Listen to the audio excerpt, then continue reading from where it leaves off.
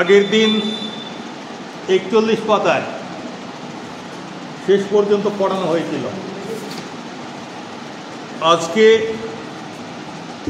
42 পাতা শুরু থেকে শুরু হবে।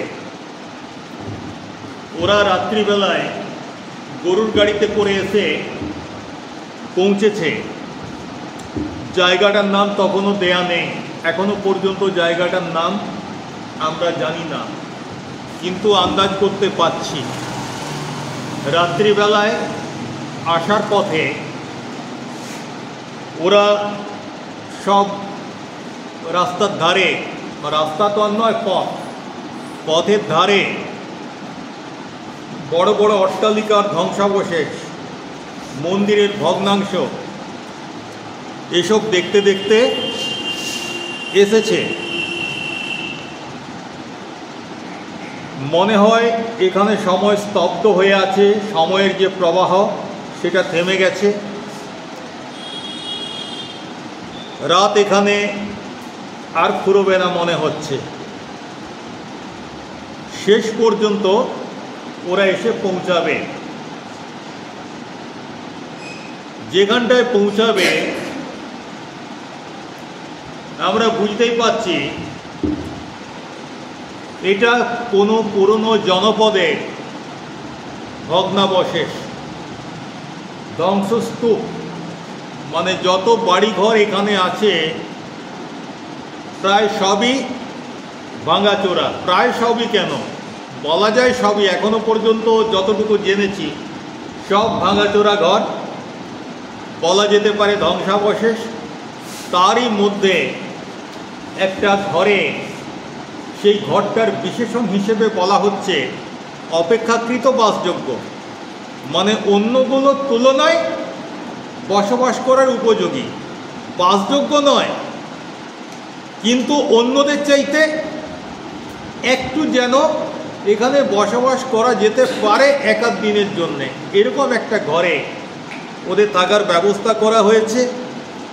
এবার যে দুই বন্ধু কতকের সঙ্গে এসেছে, এদের মধ্যে একজন হচ্ছে পানরসিক আর একজন নিদ্রাবিলাসী, তাই তো জেনেছিলাম। তাহলে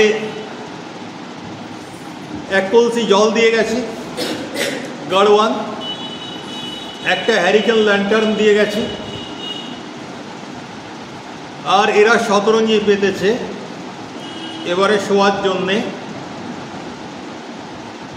কিন্তু শতরঞ্জি পাতার সঙ্গে সঙ্গে যিনি পানরসিক বন্ধু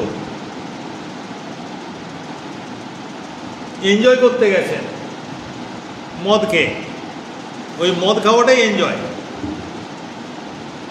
তো শতরঞ্জি পাতার সঙ্গে সঙ্গে মদের বোতল আর গ্লাস নিয়ে উনি বসে পড়েছেন। আর দ্বিতীয় যে বন্ধু, উনি ওই অবস্থাতেই শতরঞ্জির উপরে শুয়ে পড়েছেন এবং শোয়ার প্রায় সঙ্গে সঙ্গে নাক ডাকতে শুরু করেছেন। একজনের নেশা ঘুম, একজনের নেশা হচ্ছে পান করা, আর আরেকজনের নেশা হচ্ছে মাছ ধরা। তো যার নেশা মাছ ধরা অর্থাৎ কথক, তার তো আর রাত্রিবেলায় মাছ ধরার উপায় নেই। এরা দুজন আরাম করে, একজন নাক ডাকছে আর একজন মদের নেশায় ডুবে গেছে। রাত ক্রমশ বাড়ছে। এখান থেকে আজ শুরু করব। রাত বাড়ছে। আমি সব ভবিষ্যৎকালগুলোকে আমি বর্তমান কিংবা অতীতকাল হিসেবে পড়ব, কারণ প্রথম দিনেই বলেছি এটার গল্পটা এমন শৈলীতে লেখা হয়েছে যাতে অতীতকালের ঘটনাগুলোকে ভবিষ্যৎকাল হিসেবে এখানে বর্ণনা করা হবে। আর উত্তম পুরুষের পরিবর্তে আমি, বা প্রথম পুরুষের পরিবর্তে সে, মধ্যম পুরুষে গল্পটা বলা হচ্ছে। এখানে আপনি মানে হচ্ছে আমি, মানে কথক। রাত বাড়ছে। ভাঙা লণ্ঠনে কাঁচের চিমনি ক্রমশ গাঢ়ভাবে কালিমালিপ্ত হয়ে ধীরে ধীরে অন্ধ হয়ে যাবে। মানে কি, যে হ্যারিকেনটা দিয়েছিল, এক তো সেই হ্যারিকেনটা ভাঙা, আর তারপরে হ্যারিকেনের ফিতাটা যদি ঠিকমতো মাপ করে কাটা না হয় তাহলে ভুসা উঠে। ওদের ওখানে তো ইলেকট্রিসিটি নেই বা অন্য কোনো লাইট নেই, হ্যারিকেন দিয়ে গেছে, ভাঙা হ্যারিকেন। ফলে যত রাত বাড়ছে তার ওই কাঁচের চিমনিতে, মানে আমরা যেটাকে আমাদের এখানকার ভাষায় হ্যারিকেনের কাঁচ বলি, সেই কাঁচের উপর ধীরে ধীরে ধীরে ধীরে ধীরে ধীরে কালি জমতে শুরু করছে এবং গাঢ়ভাবে কালিমালিপ্ত হচ্ছে। এই অবস্থায় যদি চলতে থাকে শেষ পর্যন্ত কি হবে, পুরো কাঁচটাই ভুঁসো দিয়ে কালো হয়ে যাবে। মানে আর কিছু দেখা যাবে না, বাইরে থেকে শুধু ওই ভিতরে শিখাটাকে লাল মতো একটু দেখতে পাবো, কিন্তু আলো বাইরে ছড়াবে না। যেমন সূর্যগ্রহণের সময় বা সূর্যের দিকে তাকানোর সময় আমরা যখন মোটা ওই এক্সরে ফিল্ম বা ওই ধরনের ফিল্ম নিয়ে আমরা যখন সূর্যের দিকে তাকাই তখন কি দেখতে পাই, কমলা রঙের একটা গোল মতো সূর্যকে দেখায়, কি তাই তো? ঠিক সেই রকম ধীরে ধীরে যখন কাঁচটায় ভুঁসো জমছে, আস্তে আস্তে আস্তে আস্তে পুরো কাঁচটা কালো হয়ে গেল, কিছু দেখা যাচ্ছে না। কোনো রহস্যময় বেতার সংকেতে খবর পেয়ে সে অঞ্চলের সমস্ত সমর্থ সাবালক মশা, বিশেষণগুলো দেখো, সমর্থ সাবালক মশা মানে যারা খেতে পারে, ঠিক আছে, তারা খবর পেয়ে গেছে। কিভাবে খবর পেয়ে গেছে? কোনো রহস্যময় বেতার সংকেতে, রেডিও সিগন্যাল তারা পেয়ে গেছে যেখানে নূতন কয়েকজন এসেছে। তো কোনো রহস্যময় বেতার সংকেতে খবর পেয়ে সে অঞ্চলের সমস্ত সমর্থ সাবালক মশা নবাগতদের অভিনন্দন জানাবে। নবাগতদের অভিনন্দন জানাবে মানে আমরা যারা এসেছি আমাদেরকে ওয়েলকাম করতে আসছে। এবং এর পরের শব্দটা দেখো, শোণিত সম্বন্ধ স্থাপন করতে আসবে। শোণিত মানে রক্ত, রক্তের সম্বন্ধ স্থাপন করতে আসবে। রক্তের সম্বন্ধটা কীরকম সম্বন্ধ? সবচাইতে ঘনিষ্ঠ সম্বন্ধ। মায়ের সঙ্গে আমার রক্তের সম্বন্ধ, ভাইয়ের সঙ্গে আমার, বোনের সঙ্গে আমার রক্তের সম্বন্ধ, তার মানে অতি ঘনিষ্ঠতা, ঘনিষ্ঠতা স্থাপন করতে আসবে। আসলে অর্থটা কিন্তু তা নয়। আসলে হচ্ছে রক্তের সম্বন্ধ মানে তোমার রক্তে আমার সোহাগ যাত্রা ছিল না, এখানে তোমার রক্তে আমার আনন্দ। মানে এসে মশা কামড়াতে শুরু করছে। আপনি বিচক্ষণ হলে দেয়ালে এবং গায়ে বসবার বিশিষ্ট ভঙ্গি দেখে, কাদের বসবার? ওই মশাদের। আপনি যদি বিচক্ষণ হন তাহলে আপনার গায়ে মশাটা যেভাবে বসছে বা দেয়ালে মশাগুলো যেভাবে বসছে সেটা দেখেই আপনি বুঝতে পারবেন যে তারা মশাদের মধ্যে সবচেয়ে বড় কুলীন। মানুষের মধ্যে কুলীন মানে কি? যার কৌলিন্য আছে, সমাজে যার স্থান সবচেয়ে উঁচুতে। তো এখানে এই মশার, এই যে মশারা এসেছে এরা হচ্ছে উঁচু জাতের মশা। কিরকম উঁচু জাতের মশা? না, ম্যালেরিয়া দেবীর অদ্বিতীয় বাহন অ্যানোফিলিস। আমাদের সব দেবদেবীদের বাহন থাকে না? শীতলা মায়ের বাহন গাধা, মা দুর্গার বাহন সিংহ। ম্যালেরিয়াকে দেবী হিসাবে কল্পনা করা হচ্ছে। ম্যালেরিয়া দেবীর অদ্বিতীয় বাহন অ্যানোফিলিস মশা।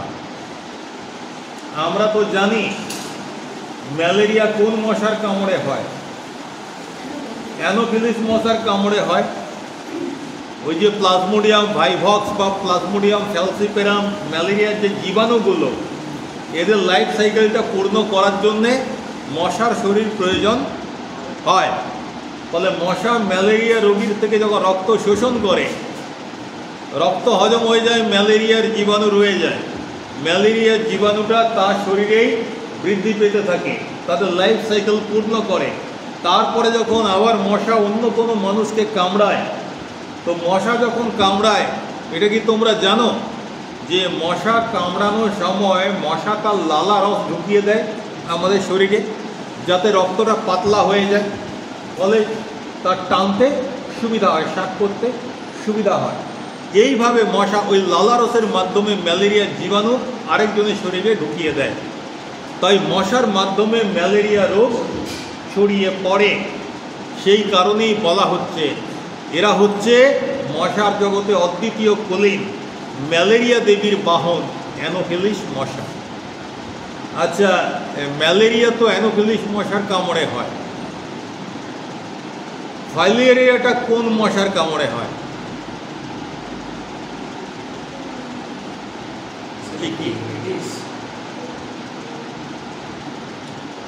আমরা মাধ্যমিকে পড়েছিলাম 3 প্রকারের মশার কথা, অ্যানোফিলিস, কিউলেক্স আর এডিস।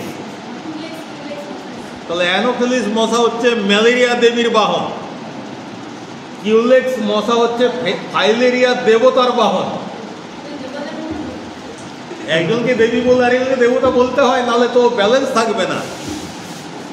আর এডিস হওয়ার আরো ভয়ঙ্কর, এডিসে কামড়ালে ডেঙ্গি হওয়ার সম্ভাবনা থাকে।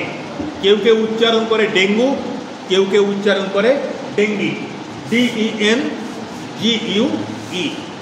ঠিক আছে?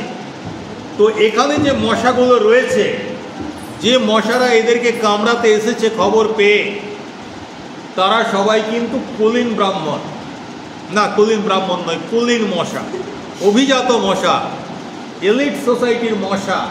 এরা হচ্ছে ম্যালেরিয়া রোগ বাহক অ্যানোফিলিস মশা। আপনার 2 বন্ধু তখন 2 কারণে অচেতন। 2 বন্ধু 2 কারণে অচেতন কেন? হ্যাঁ, একজন তো ঘুমোচ্ছে, আর একজন মোটামুটি এতটা পর্যন্ত টেনে দিয়েছে মদকে, সেও ফ্ল্যাট হয়ে গেছে। তাহলে এও একদিকে অচেতন হয়ে পড়ে আছে, ও এদিকে অচেতন হয়ে পড়ে আছে। চেতন বস্তু বলতে কথক নিজে আর গুটি কথক মশা, তাই তো? আপনার 2 বন্ধু তখন 2 কারণে অচেতন। ধীরে ধীরে তাই শয্যা পরিত্যাগ করে উঠে দাঁড়াবেন। মানে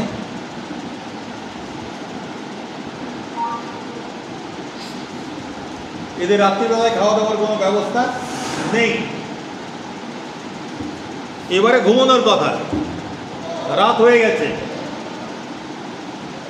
ধীরে ধীরে উঠে দাঁড়াবেন। কেন না? আমার তো ঘুম হচ্ছে না। ঘুম না ধরলে কি করব? তোমাদের যদি ঘুম না ধরে রাত্রির বেলায় কিরকম মনে হয়? অস্বস্তি হয় কি না? অস্বস্তি হয়। আর এই অস্বস্তির সময়ে ঘরটা মনে হচ্ছে যেন একটু গুমোট গরম।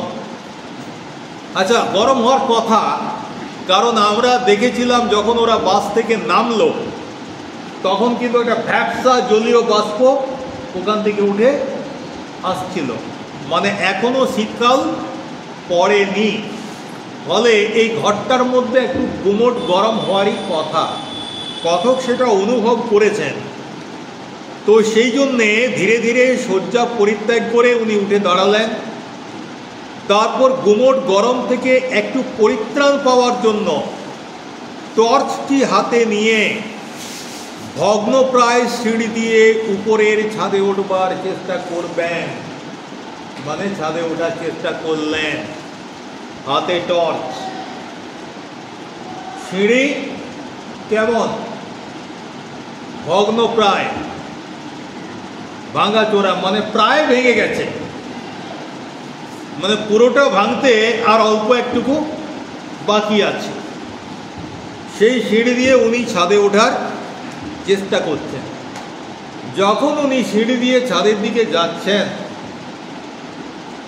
তখন প্রতি মুহূর্তে কোথাও ইট বা টালি খসে পড়ে ভূপতিত হওয়ার বিপদ। ভূপতিত হওয়া মানে নিচে পড়ে যাওয়া। প্রতি মুহূর্তে কোথাও ইট বা টালি খসে পড়ে ভূপতিত হওয়ার বিপদ আপনাকে নিরস্ত করার চেষ্টা করবে। বিপদ আপনাকে আটকানোর চেষ্টা করছে, তার মানেটা কি? স্টাইলটা দেখো, ভাষাটা দেখো, এত সুন্দরভাবে, এত মুন্সিয়ানার সঙ্গে ঘটনাগুলোকে কি সুন্দর ভাষায় বর্ণনা করছেন যে প্রতি মুহূর্তে ভূপতিত হয়ে যাওয়ার বিপদ আপনাকে নিরস্ত করার চেষ্টা করবে। তার মানে কি? সিঁড়িতে যখন উঠছি প্রত্যেকটা মুহূর্তে ইট বা টালি নড়বড় করছে। আগেকার দিনে জানো তো ঘরের টালি দেওয়া হতো, আগেকার দিনে তো ঢালাই ছাদ ছিল না, পেটানো ছাদ ছিল, তো সেখানে টালি ব্যবহার করা হতো। তো সিঁড়িতেও সেই রকম ইট বা টালি যেখানটা দিয়ে পা দিচ্ছে টলবল করছে, তার মানে যে কোনো মুহূর্তে পড়ে যেতে পারে। তো যদি এরকম অবস্থা হয় তখন আমরা কি করি? আমরা একটু ভয় পেয়ে যাই যে এক্ষুনি বিপদ হবে, বিপদ হতে কতক্ষণ, তাহলে আর ছাদে যাব না, নেমে যাই। এটাকেই বলছেন যে প্রতি মুহূর্তে ভূপতিত হওয়ার বিপদ আপনাকে উপরে ওঠা থেকে নিরস্ত করবে। কিন্তু কোনো দুর্বার আকর্ষণে সমস্ত অগ্রাহ্য করে আপনি উপরে না উঠে পারবেন না। কোনো দুর্বার আকর্ষণে, কিসের আকর্ষণ? এমন আকর্ষণ যেটাকে বারণ করা যাচ্ছে না, যেটাকে নিষেধ করা যাচ্ছে না, যেটাকে প্রতিরোধ করতে পারছি না। কিসের আকর্ষণ? কাঁচকলা, কিছুরই আকর্ষণ নয়। এইখান থেকেই লেখক রোমান্টিসিজম শুরু করে দিয়েছেন। এই যে দুর্বার আকর্ষণ, এইটা আমাদের মনের মধ্যে একটা আগ্রহ তৈরি করছে কিনা? কি এমন জিনিস যে লেখক মানে কথক প্রতিটা পদক্ষেপে পড়ে যাওয়ার ভয় থাকা সত্ত্বেও কিসের টানে উনি ছাদে উঠছেন? এখনো পর্যন্ত না আমরা জানি না এখনো পর্যন্ত কি দেখতে পেয়েছি। লেখক যতই ভালোভাবে বর্ণনা করুন, যতই ভদ্র ভাষায় এখানকার যে দুরবস্থা এটাকে ঢাকার চেষ্টা করুন, আমরা কিন্তু বুঝতে পারছি এটা একটা পোড়ো গ্রাম ছাড়া অন্য কিছু নয়, যেখানে ভাঙা চোরা বাড়ি ঘর ছাড়া আর অন্য কিছু নেই। যেখানটায় থাকতে দিয়েছে সেখানেও চামচিকা ঘোরাঘুরি করছে, মশা আসছে, অন্ধকার, এর মধ্যে কোথায় কি একটা কুশ্রিতা কি আমরা অনুভব করতে পারছিলাম কিনা। কিন্তু লেখক আমাদেরকে ওই জায়গা থেকে একদম সোজা রোমান্সের জগতে নিয়ে চলে গেলেন একটা মাত্র কথা বলে। কোন কথাটা? কোন দুর্বার আকর্ষণে। এরপরে দেখি কি হয়, ঘটনা কোন দিকে গড়ায়। ছাদে গিয়ে দেখবেন অধিকাংশ জায়গাতে আলিশা ভেঙে ধূলিসাৎ হয়েছে। ও বাবা, কোথায় রোমান্স? এ তো বিশ্রী দগদগে ঘা। ছাদে উঠে দেখলাম কি, ছাদের ওই যে ঢালাইয়ের উপরে একটু ওই 3 ফুট কি 4 ফুট একটা দেয়াল দেওয়া থাকে না, ও সব ভেঙে চুরে গেছে। আর ফাটলে ফাটলে অরণ্যের পঞ্চম বাহিনী ষড়যন্ত্রের শিকড় চালিয়ে ভিতর থেকে এ অট্টালিকার ধ্বংসের কাজ অনেকখানি এগিয়ে রেখেছে। পঞ্চম বাহিনী মানে কি বলো? জানা আছে পঞ্চম বাহিনী মানে কি? আমার ধারণা আমার দেশে শত্রুপক্ষের পঞ্চম বাহিনী ভীষণভাবে সক্রিয়। এটা আমার ধারণা, তোমাদের ধারণা নাও হতে পারে। আসলে বাহিনী 4 রকমের। সেনাবাহিনী, হস্তি, অশ্ব, রথ আর পদাতিক, মানে 4 রকমের সেনা, 4টে বাহিনী। পঞ্চম বাহিনী কারা? আমি যে দেশের সঙ্গে যুদ্ধ করব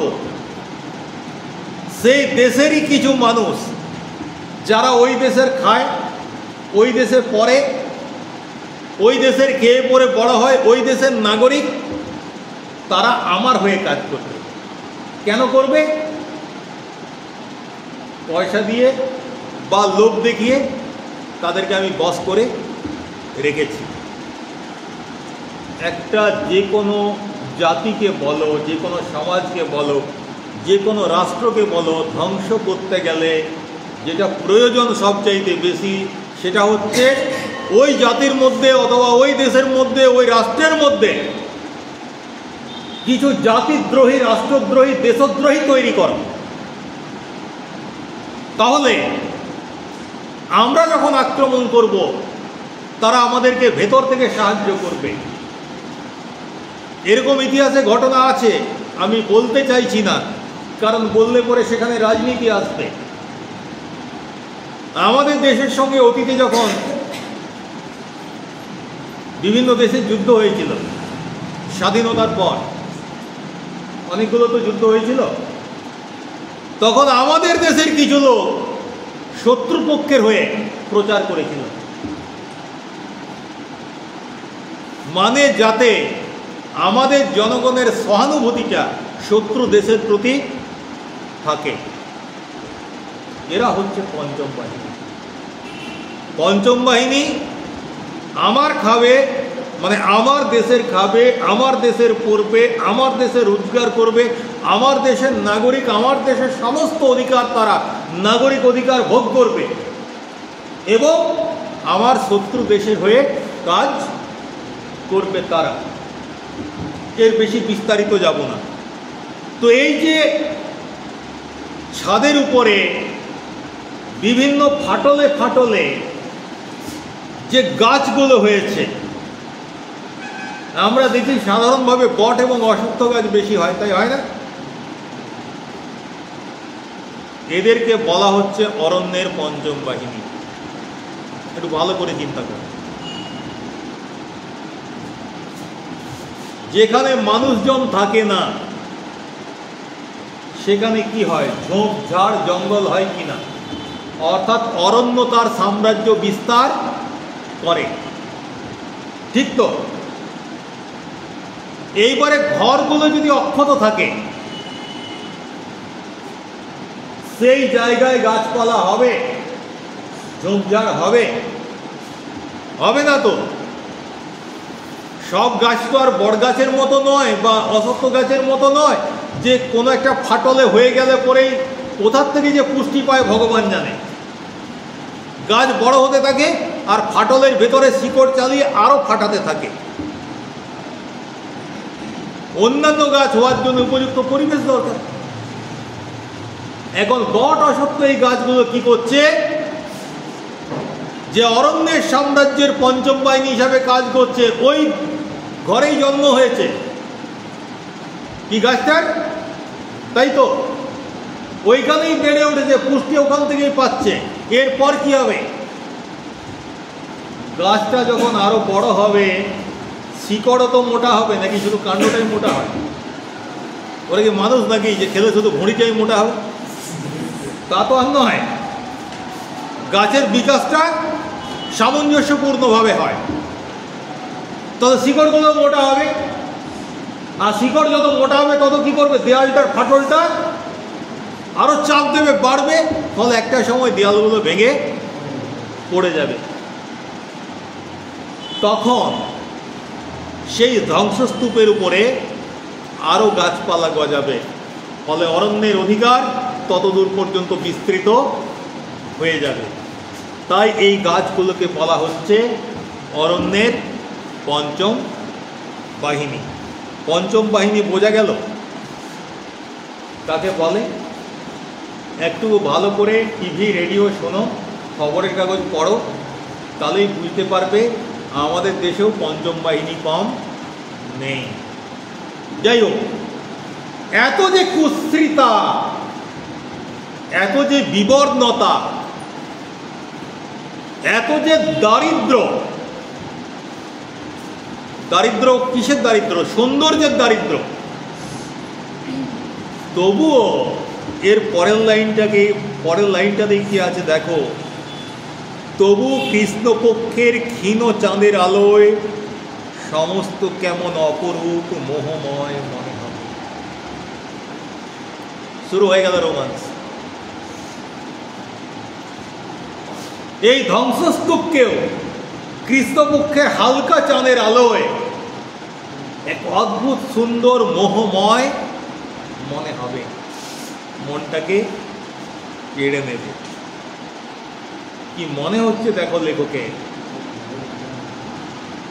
মনে হবে খানিক্ষণ চেয়ে থাকলে এই মৃত্যু সুষুপ্তি মগ্ন মায়াপুরীর কোনো গোপন প্রকোষ্ঠে বন্দিনী রাজকুমারী সোনার কাঠি রূপার কাঠি পাশে নিয়ে যুগান্তের গাঢ় তন্দ্রায় অচেতন, সেটা যেন আপনি টের পাবেন।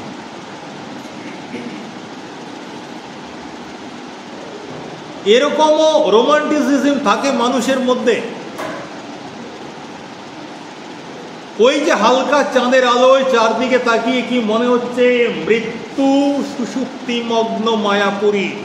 সুষুপ্তি মানে কি জানি না, আমরা 11-এ পড়ছি, আমরা সুষুপ্তি মানে জানি না।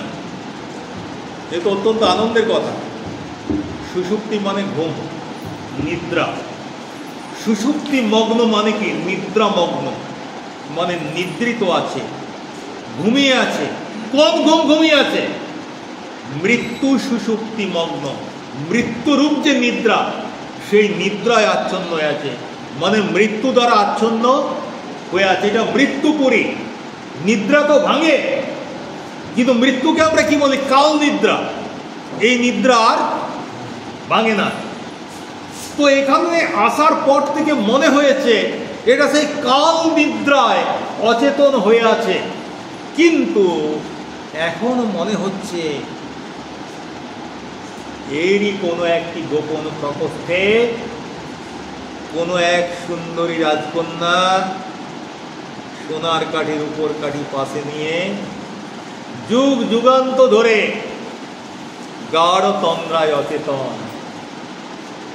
গল্প জানি, এই গল্পগুলো জানি, ছোটবেলায় পড়েছি। রাজকন্যা ঘুমিয়ে থাকে,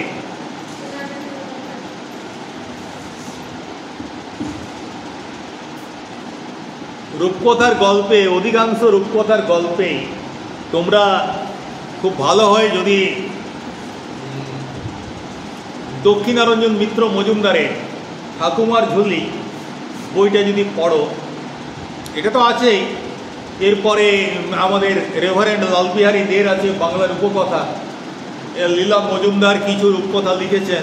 অনেক অনেক রূপকথার গল্প আমাদের বাংলা সাহিত্যে আছে। উপেন্দ্র কিশোর রায়ের গল্প আছে, উপেন্দ্র কিশোর রায়চৌধুরীর গল্প আছে। যাই হোক, রায়চৌধুরী কোনো সমস্যা না। তো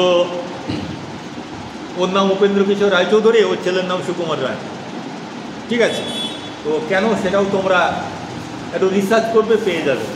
যাই হোক, আমরা গল্পে কি দেখি? অত্যন্ত সুন্দরী রাজকন্যা, মুজবরণ রাজকন্যা, মেঘবরণ চুল। তো সেই রাজকন্যার কপাল এমনই খারাপ হয় যে কোনো দৈত্য তাকে তুলে নিয়ে চলে যায়। ঠিক আছে, তো দৈত্য মানে কি? বিকট আকৃতি। তো দৈত্য তাকে তুলে নিয়ে গিয়ে তার প্রাসাদে রাজকন্যাকে রাখে। এবার রাজকন্যার পাশে দুটো কাঠি থাকে, ওই রূপোর কাঠিটি মাথার দিকে রাখে দৈত্য, আর সোনার কাঠিটি পায়ের দিকে রাখে। তাহলে রাজকন্যা মরে থাকে। সেই সময় ওকে মেরে দিয়ে দৈত্য রাত্রিবেলায় শিকার করতে যায়। ওরা তো মানুষ, পশু এইসব খায়। শিকার করে সকালবেলায় আসে, আসার পরে ওই সোনার কাঠিটি মাথার দিকে দেয় রাজকন্যার, আর রূপোর কাঠিটি পায়ের দিকে দেয়।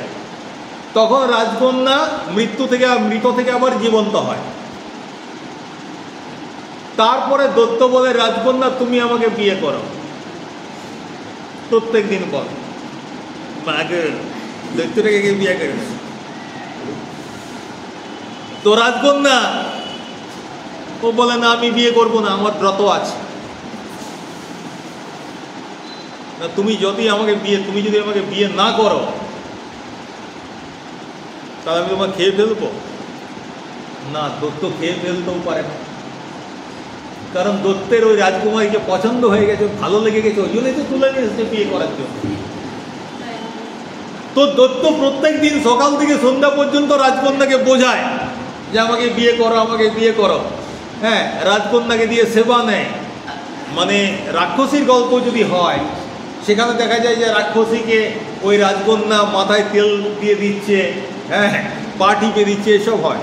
কিন্তু দত্তের গল্পে যেটা হয়, দত্ত ওই ওকে রূপোর কাঠি সোনার কাঠি দিয়ে মেরে রেখে চলে যায়, আবার সারা রাত শিকার টিকার করে সকালে এসে জাগায়। আর সব রূপকথার গল্পেই দেখা যায় যে একজন রাজপুত্র, কোনো এক দেশের রাজপুত্র, সে ভীষণ সাহসী। সে একটু বড় হওয়ার পরেই বলে রাজাকে যে বাবা আমি দেশ ভ্রমণে যাব। তো বাবা মা ছাড়তে চায় না রাজপুত্রকে, যে একা একা ছাড়বো না। কিন্তু রাজপুত্র যাবে দেশ ভ্রমণে। তখন বাবা মা বলবে যে ঠিক আছে বাবা, যাচ্ছিস যখন তখন যা, যত সৈন্য সামন্ত প্রয়োজন আমি দিয়ে দিচ্ছি। তখন রাজপুত্র বলবে না, আমি সৈন্য সামন্ত নিয়ে যাব না, আমি একাই যাব। সঙ্গে থাকবে আমার এই ঘোড়া আর আমার তলোয়ার।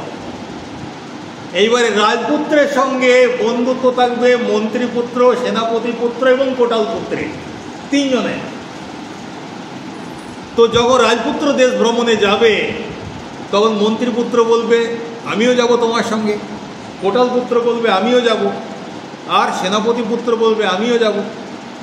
তো চারজনে বেরিয়ে পড়বে এবং পথে কোনো না কোনো বিপদ হবে, যাতে ওই তিনজন মারা যাবে।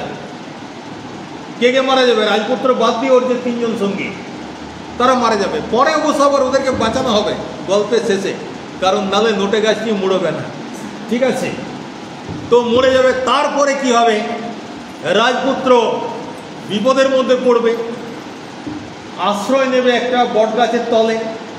আর সেই গাছের তলেই সেই গাছের উপরেই ব্যঙ্গমা ব্যঙ্গমী পাখিরা বাসা বেঁধে থাকে, তাই তো? এবং রাজপুত্র যখন রাত্রিবেলায় ওখানে আশ্রয় নেবে তখন ব্যঙ্গমার ব্যঙ্গমী রাজপুত্রের সম্বন্ধে গল্প করবে।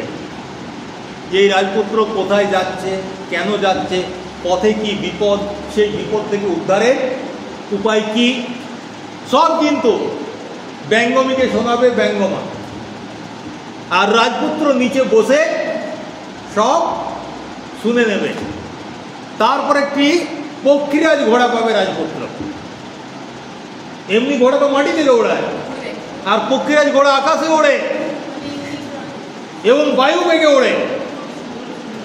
শেষ পর্যন্ত রাজপুত্র যাবে, গিয়ে কোথায় পৌঁছাবে? অনেক বাধা বিপত্তির মধ্য দিয়ে গিয়ে ও পৌঁছাবে সেই দত্তের প্রাসাদে। এবং এখান ওখান ঘোরাঘুরি করবে। দত্ত তো তখন নয়, ও তো বাইরে গেছে। করতে করতে হঠাৎ করে একটা ঘরে ঢুকবে, সেখানে দেখবে যে একটা অতি সুন্দরী রাজকন্যা সোনার পালঙ্কে শুয়ে আছে। ওকে দেখেই রাজপুত্রের দিল দিবানা বিন সাজনাকে মানে না, তাই তো? কিন্তু রাজকন্যা নড়েও না, চড়েও না।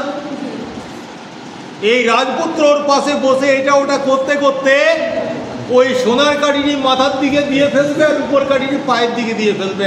আমি এমন কোনো রূপকথা শুনিনি যে ডান দিকে দিয়ে ফেলবে, বাঁ দিকে দিয়ে ফেলবে। সব রূপকথার গল্পেই সোনার কাঠি মাথায় যাবে, রূপোর কাঠি পায়ের কাছে যাবে। তখন রাজকন্যা জেগে উঠবে, জেগে উঠেই রাজপুত্রকে দেখতে পাবে। রাজপুত্রকে দেখেই সঙ্গে সঙ্গে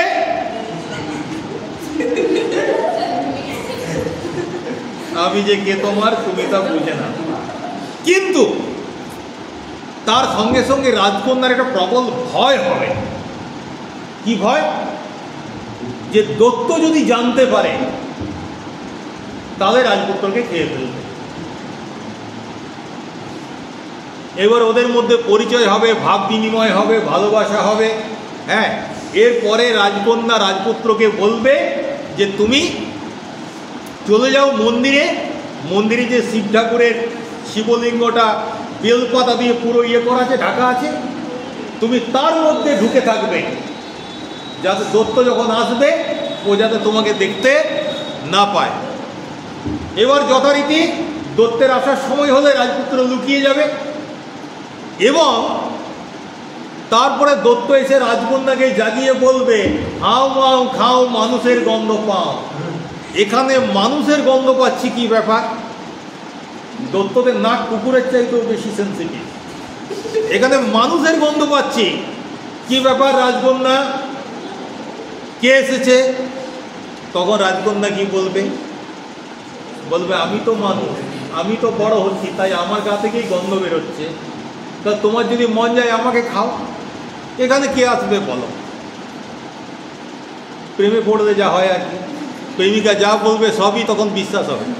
ঠিক আছে, দৈত্য বিশ্বাস করে নিল,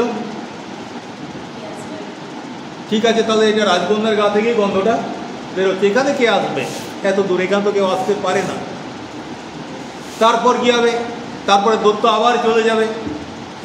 এবারে রাজপুত্র বেরিয়ে আসবে, রাজকন্যাকে বলবে যে আজকে তোমাকে কৌশলে জেনে নিতে হবে যে দৈত্যকে মারার উপায় কি।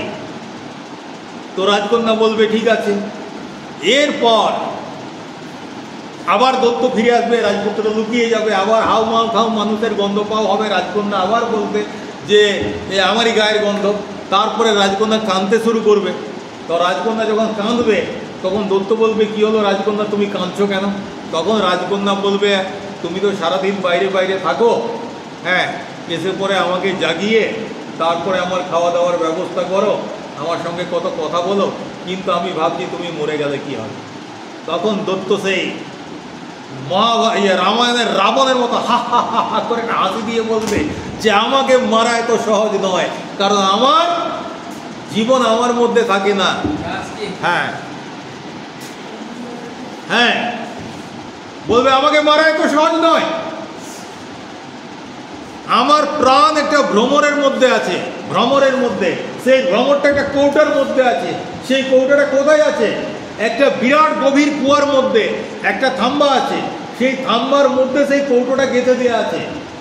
কেউ যদি ওই কুয়ায় ঝাঁপ দিয়ে এক নিঃশ্বাসে সেই স্তম্ভটা ভেঙে ফেলে সেই কৌটোটা খুলে যদি ভ্রমরটাকে মেরে দিতে পারে একমাত্র তবেই আমি মরবো। কিন্তু সাবধান, এক ফোঁটা রক্তও যদি মাটিতে পড়ে তাহলে কিন্তু আমি মরবো না, বরং হাজার হাজার দৈত্য জন্ম নেবে, সে খতম হয়ে যাবে। এবার রাজকন্যা সেটা জানবে, জানার পর রাজপুত্রকে বলবে। এইবার রাজপুত্র মানে গল্পের রাজপুত্রেরা অসাধ্য সাধন করতে পারে, তারা ওইভাবে এক নিঃশ্বাসে জলে নেমে ডুবে দৈত্যটাকে বুকের উপরে রেখে ভ্রমরটাকে বুকের উপরে রেখে আর তরোয়াল দিয়ে কেটে দেবে অথবা গাঁটটা মটকে দেবে। আর ঠিক সেই সময় দৈত্য দৌড়তে দৌড়তে আসবে, আর এসে কাছকে আস্তে আস্তে দেখা যাবে তার হাত কেটে যাচ্ছে, পা কেটে যাচ্ছে, মুন্ডু কেটে যাচ্ছে, মরে যাচ্ছে। তারপরে সোনার কাঠি রূপার কাঠি দিয়ে রাজকন্যাকে জাগিয়ে রাজপুত্র রাজকন্যাকে বিয়ে করে নেবে। পক্ষীরাজ ঘোড়ায় চেপে তারা ফিরে আসবে, মন্ত্রী পুত্র, কোটাল পুত্র, সেনাপতি পুত্র এরা বেঁচে যাবে এবং সবাই মিলে ফিরে আসবে। রাজারও খুব আনন্দ, রানীরও খুব আনন্দ। তারপর তারা সুখে স্বচ্ছন্দে ঘর কন্যা করতে লাগলো। আমার কথাটি পুরলো। ঠিক এই জায়গায় এখানে সেইটি মনে করে দেখো, সেই জিনিসটি কত কল্পনা করছে যে এই যে ধ্বংসস্তূপ, এটাকে মনে হচ্ছে এটা মায়াপুরী। কেমন মায়াপুরী? মৃত্যু সুষুপ্তি মগ্ন মায়াপুরীর কোনো গোপন প্রকোষ্ঠে বন্দিনী রাজকুমারী সোনার কাঠি রূপার কাঠি পাশে নিয়ে যুগান্তের গাঢ় তন্দ্রায় অচেতন। সত্যি রোমান্টিক বটে বাবু। এই জায়গাতেও কাউকে নিজেকে রাজপুত্র মনে হতে পারে, আর ওইখানে কোনো রাজকন্যা থাকতে পারে, এরকম কল্পনা করতে গেলে কল্পনা শক্তির দম চাই। কিন্তু লেখকের এই কল্পনাটা কিন্তু বৃথা যাবে না, সেটা আমরা একটু পরেই দেখতে পাবো।